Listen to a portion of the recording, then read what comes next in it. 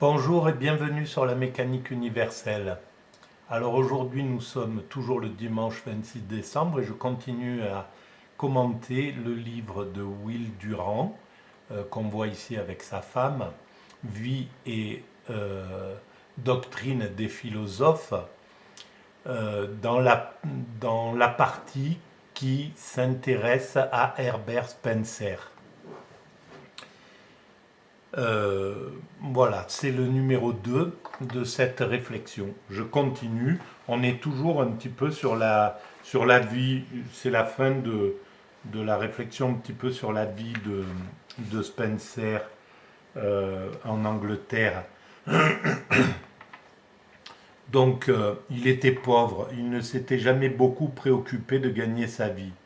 Je ne cherche pas la fortune, disait-il. Je ne pense pas que cela en vaille la peine. Il avait abandonné la direction de l'économiste à la suite d'un legs de 2500 $ provenant d'un oncle. Mais sa paresse eut vite épuisé l'héritage. Voilà pour ça, pour un petit peu son caractère. Mais après la publication des premiers principes en 1862, beaucoup de souscripteurs se retirèrent à cause de la fameuse première partie, qui s'efforçait de réconcilier la science et la religion, et qui mécontenta à la fois les évêques et les savants. Le rôle de pacificateur est difficile. Et ça, je peux en témoigner. C'est plus aussi intense, mais c'est clair que si on essaye de parler de religion, par exemple, je le vois lorsque j'interviens un petit peu sur Twitter, lorsqu'on essaye de défendre le point de vue déiste, la logique d'un principe créateur à l'origine de la création, on est vite submergé par, les, par l'athéisme en fait ambiant du moment, qui lui-même est agressé, on va dire, ou pas agressé forcément, mais en lutte avec les nouveaux religieux qui arrivent sur le marché de la pensée. Euh, et ça semble un petit peu irréconciliable. C'est pas très facile de pouvoir ménager la chèvre et le chou. Je ne sais pas lequel est la chèvre et lequel est le chou, mais en tout cas, l'humanité, l'évolution de l'humanité a besoin des deux versions. Voilà, c'est un fait et c'est quelque chose qui m'est devenu tout à fait limpide en travaillant sur la mécanique universelle. Les, le monde athée est très important pour pouvoir euh, contester d'abord les dogmes passéistes des religions, enfin des choses qui pourraient, qui empêchent un petit peu l'évolution d'arriver, et ils obligent la pensée à réfléchir plus profondément, la pensée spirituelle, à réfléchir plus profondément et à essayer de trouver des arguments beaucoup plus convaincants de la présence du divin dans la création. Vision j'essaye de défendre. Voilà, je continue alors. Euh, C'est alors que se produisit un incident tout à fait consolant. Le plus grand rival de Spencer, qui avait été à la tête du mouvement philosophique en Angleterre avant la publication des premiers principes, et qui se voyait maintenant remplacé par le philosophe de l'évolution, lui adressa la lettre suivante en date du 4 février 1866. Cher monsieur, donc à mon retour ici la semaine dernière, j'ai trouvé la livraison de décembre de votre biologie et j'ai à peine besoin de vous dire combien j'ai regretté l'annonce qui l'accompagne. Je vous propose d'écrire votre prochain traité et d'accepter que je me porte garant auprès de l'éditeur de tout déficit. Je vous prie de ne pas voir dans ma proposition une faveur personnelle, bien que même à ce titre, je veuille espérer que vous me permettriez de la maintenir. Mais ce n'est pas le cas. C'est une simple proposition de coopération en faveur d'une œuvre importante, d'intérêt général, à laquelle vous consacrez vos efforts et avez sacrifié votre santé. Je suis, cher monsieur, votre sincèrement dévoué. Et c'est signé J.S. Mill. Donc le philosophe Mill a été un de ses donateurs, et c'est quand même extraordinaire de penser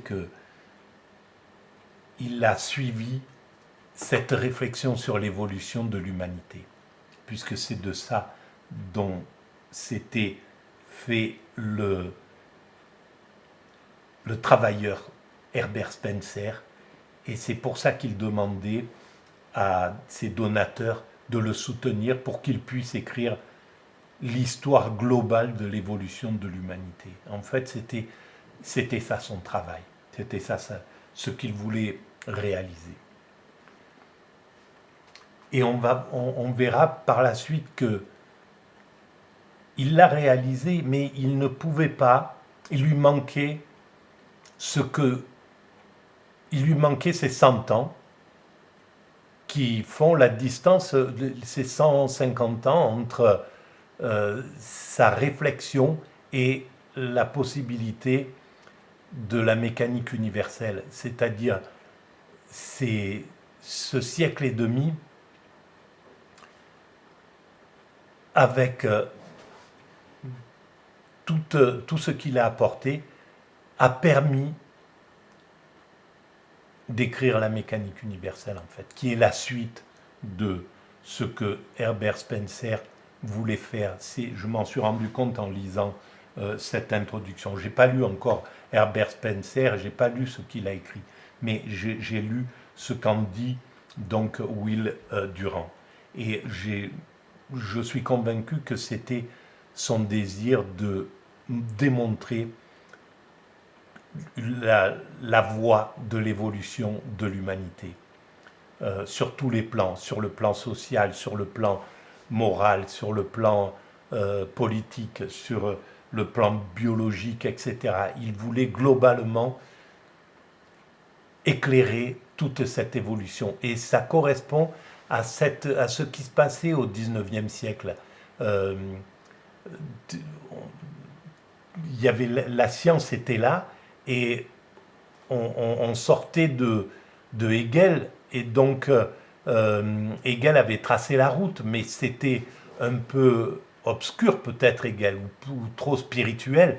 Il fallait ramener les choses de façon pragmatique, et c'est ce qu'a voulu faire, je pense, Herbert Spencer. Mais en tout cas, la mécanique universelle est dans la droite ligne de ce qu'a commencé Herbert Spencer. Et ça m'a éclairé complètement sur l'importance de la mécanique universelle, son sens. Je doutais un petit peu ces temps-ci de ce travail que j'avais réalisé, et là j'ai vraiment compris que c'était important, ce travail-là. Et donc il faut vraiment que je m'organise pour le mettre sur Internet de manière plus durable, plus ouvert, que les gens puissent laisser des commentaires, etc. Donc faire évoluer ce site. Voilà, c'est quelque chose de très important maintenant qui s'impose. Alors, Spencer refusa poliment, mais Mill alla trouver ses amis et amena plusieurs d'entre eux à souscrire pour 250 livraisons chacun. Spencer refusa encore et fut inébranlable. Puis arriva tout à coup une lettre du professeur Humans, informant Spencer que ses amis américains avaient acheté en son nom 7000 $ de valeur d'État, dont les intérêts ou dividendes lui étaient destinés. Cette fois, Spencer céda.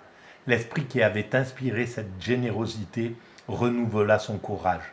Il reprit sa tâche et pendant 40 ans, il soutint l'effort jusqu'à ce que toute la philosophie synthétique fût imprimée. C'est ça qui est extraordinaire dans la pensée philosophique. Et c'est pour ça que la philosophie est la fille de la spiritualité. Et elle est à mi-chemin entre le scientifique et le spirituel. Et elle travaille avec les deux et elle accomplit en fait euh, un travail de rassemblement entre les deux. Et on tombe là-dedans de manière euh, magique. Voilà, on est appelé par ça. Moi, il n'y avait aucune raison que j'arrive à écrire la mécanique universelle. Je n'avais jamais fait d'études, j'étais pas allé en fac, au bac, je connaissais pas la philo, je ne m'intéressais pas à la science, à quoi que ce soit. Et ça m'est tombé dessus comme ça, et il a fallu que je le fasse. Donc il y a quelque chose de magique, pour ne pas dire mystique, mais je pense moi mystique, hein. Donc voilà. Ce triomphe de l'esprit et de la volonté sur la maladie et sur des obstacles sans nombre est une des radieuses pages du livre de l'humanité, écrit pas Will Smith, mais Will Durand. Et il a raison, ce triomphe de l'esprit et de la volonté sur la maladie et sur des... Moi, ça m'a sauvé de la maladie. J'ai été obligé de me soigner, j'ai été obligé de prendre soin de ma santé sans m'en rendre compte, mais d'arrêter l'alcool, d'arrêter la cigarette, d'arrêter... Il y a 20 ans, quand je suis tombé sur la mécanique universelle, dans la mécanique universelle, j'ai naturellement, sans forcer, j'ai arrêté la cigarette du jour au lendemain et ça m'a pas manqué parce que la passion de la mécanique universelle, la passion philosophique, la passion de la créativité, que de découvrir tout ce que je découvrais et en déroulant cette pelote de pensée qui se déroulait à chaque fois que j'écrivais, qui m'a mené d'un point à un autre, d'un autre à un autre, etc. Et qui déroulait toute l'histoire de la philosophie sans m'en rendre compte. J'ai refait toute l'histoire de la philosophie sans être obligé de la lire, mais parce que j'avais attrapé le fil de conducteur de la mécanique, de l'évolution. Voilà. Et donc à travers ce fil-là, tout devient très simple. C'est pour ça que c'est ce qu'a dû ressentir Hegel, c'est ce qu'a dû ressentir Spencer, c'est ce qu'a dû ressentir Marx, c'est ce qu'a dû ressentir même Freud en déroulant la psychologie, à travers la psychologie. Mais c'est exactement ce qu'on ressent quand on trouve un fil logique, et cette logique est imparable au final. Et donc, naturellement, je me suis soigné. Naturellement, j'ai quitté l'endroit pollué où je vivais pour venir me mettre dans l'endroit le plus sain de France, où l'air est le meilleur, à 1000 mètres d'altitude, etc. J'ai sauvé d'une certaine manière ma santé pour pouvoir écrire ce qu'est devenu la mécanique universelle. Alors,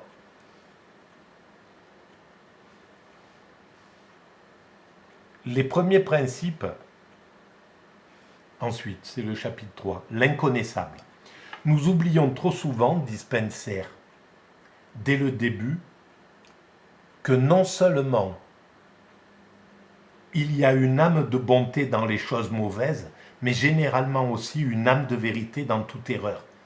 Et c'est là où c'est très intéressant. Parce que la mécanique universelle, il y avait toujours ce problème du mal. Pourquoi le mal était là? Qu'est-ce qui se passait avec le mal? Etc.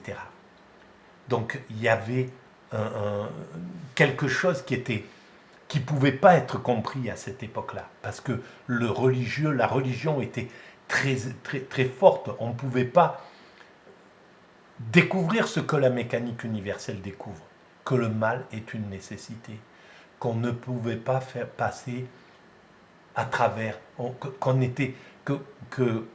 quittant les primates naturels pour devenir des hommes, pour devenir l'espèce humaine, on devait s'imposer des interdits qui n'existent pas, qui sont à l'état instinctif dans la nature. leur origine est déjà de façon instinctive dans la nature. Mais là, on devait les poser verbalement, oralement, etc. Tu n'iras pas là, tu ne tueras pas, tu ne, etc., etc. Tous ces interdits, on devait les créer. Donc, le, le, le mal est une nécessité. C'est pour ça que la mécanique universelle se permet de dire que le juge comme le criminel sont les deux ouvriers du droit. Tous les deux, ils travaillent, ils font évoluer le droit. Ils obligent le transgressant, le voyou, il l'oblige, quand il arrive à trouver une voie qui n'a pas été interdite, qui peut arriver à l'abuser. Bon, par exemple, actuellement, on le voit, tous les voyous se sont recyclés, ils abusent à travers Internet, voilà, les brouteurs, etc. Tout ce genre de choses, ce genre d'abus par Internet, pour l'instant, n'est pas complètement. On n'a pas encore trouvé, l'humanité n'a pas trouvé les, les interdits pour ça. Mais elle est en train de travailler là-dessus. Et ces interdits-là seront jugulés de la même manière que le crime, etc., qu'on a mis des lois pour ne pas, voilà, pour ne pas abuser de ses congénères, etc. Et donc, c'est le travail combiné du transgressant, du législateur, de la répression, etc., qui forme l'évolution du droit. Et de la même manière, donc on ne peut pas dire que quelque chose est vrai ou une erreur. Parce que tout, donc le pire sert au meilleur. Donc le faux sert à la vérité. Donc ce qu'on pourrait dire qu'il y a une erreur, on sait maintenant qu'on est construit, qu'on se construit sur nos erreurs, etc. Donc ça, à l'époque, il a compris de façon intuitive, mais maintenant, à l'époque de la mécanique universelle, on peut le comprendre de façon beaucoup plus limpide. Parce que déjà, le principe de l'évolution, qu'on descend des primates, c'est devenu quelque chose d'évident pour nous. Pour eux, pour Spencer, pour Darwin, c'était tout nouveau. C'était encore là. Et pour la société humaine, c'était encore quelque chose de contestable, qu'on refusait de vouloir admettre, etc. Donc voilà pourquoi le temps de la mécanique universelle est arrivé. L'athée essaie de penser un monde existant en soi, sans cause première et sans commencement. Voilà contre quoi je lutte sur Twitter. Mais nous ne pouvons rien concevoir qui n'ait une cause et un commencement. Donc Spencer n'était pas un athée. Il avait compris. Parce que c'est impossible quand on a compris, quand on travaille sur l'évolution de l'humanité, on est obligé de comprendre qu'il y a du divin, ou qu'il y a quelque chose, un principe créateur, qu'on l'appelle comme on veut, le vide quantique ou n'importe, peu importe, mais que toutes ces données sont déjà présentes et qu'il y a un sens, un but.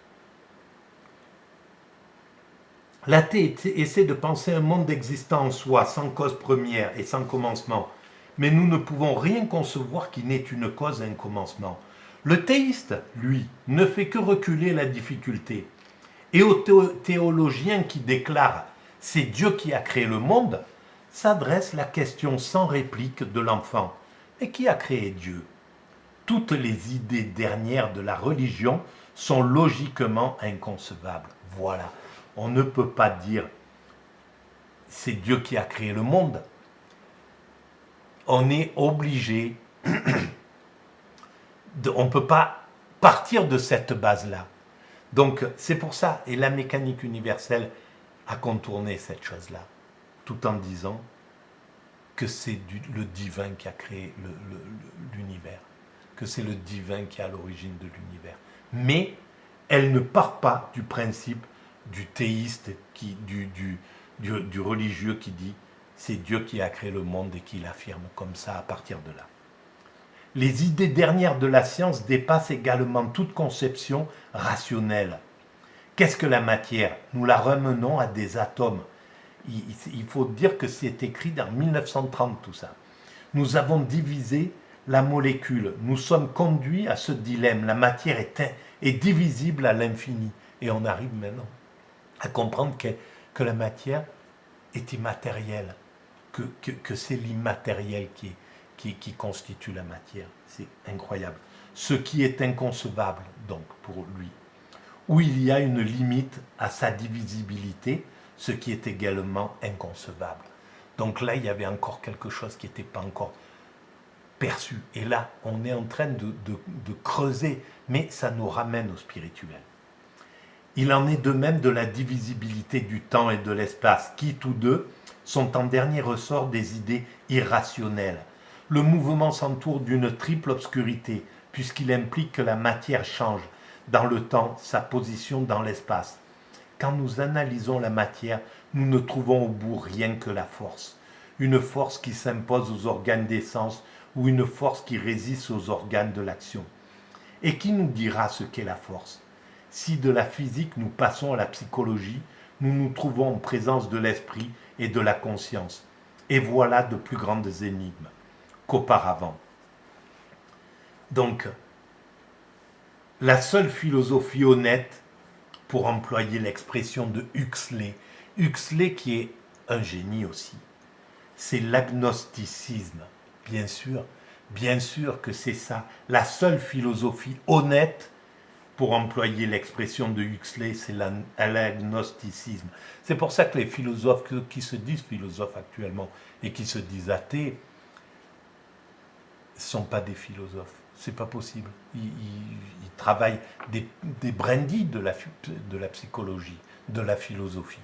Ils travaillent sur l'hédonisme, sur la morale, sur la psychologie, sur la science, sur les mathématiques, sur des parties. Mais ils ne sont pas philosophes au sens propre du terme. Le philosophe s'intéresse à l'évolution de l'humanité. Il est immergé là-dedans. Quelque chose l'entraîne là-dedans. Et tous les grands philosophes sont là-dedans. Voilà. Moi, je ne suis pas un grand philosophe, mais je suis là-dedans. La cause commune de toutes ces obscurités est la relativité de toute connaissance. Pensée consistant à établir des rapports, aucune pensée ne peut exprimer autre chose que des relations. L'intelligence n'étant construite que par et pour les rapports avec les phénomènes nous entraîne dans l'absurde, quand nous essayons de l'utiliser pour quelque chose qui dépasse le phénomène. Et oui, bien sûr, à partir de là, il nous amène dans l'absurde. Et là, justement, les Sartre et les Camus l'ont touché du doigt. Et cependant, le relatif et le phénoménal impliquent, de par leur nom et leur nature, quelque chose au-delà d'eux, quelque chose d'ultime et d'absolu. En examinant nos pensées, nous voyons combien il est impossible de nous débarrasser de la conscience d'une réalité cachée derrière les apparences, le divin. Et comment, par suite de cette impossibilité même, s'établit notre foi indestructible dans cette réalité. Mais ce qu'est cette réalité, nous ne pouvons pas le savoir, bien sûr, mais il a compris tout ça. Et Will Durant qui relate la pensée de Spencer et Spencer de la même manière. De ce point de vue, la réconciliation de la science et de la religion n'est plus très difficile. La vérité se trouve généralement dans la coordination des opinions contraires. Oui, Spencer, oui, Durand.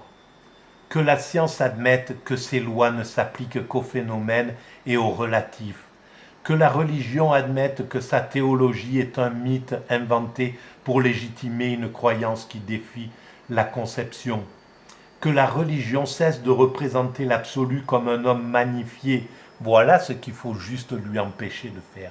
c'est pas un barbu posé sur un nuage, mais c'est autre chose qu'on ne peut pas comprendre et qu'on doit laisser dans qu'on doit chercher à comprendre, mais d'une autre manière, pas en affirmant Dieu est là, Dieu il est comme ci, comme ça, en affirmant qu'on ne sait pas. Puis encore, comme un monstre cruel, plein de traîtrise, tourmenté par un amour de l'adulation tel qu'il susciterait le mépris s'il se rencontrait chez une créature humaine. Que la science cesse de nier la divinité ou de considérer le matérialisme comme un fait acquis. Voilà, que la science cesse de nier la divinité. Voilà ce que dit Spencer, qui était un Anglais. Et les Anglais, ils ne sont pas réputés pour être des spirituels.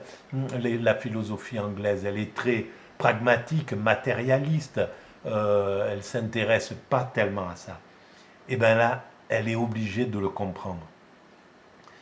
Que la science cesse la divine. L'esprit et la matière sont tous deux des phénomènes relatifs, le double effet d'une cause dernière dont la nature doit rester inconnue.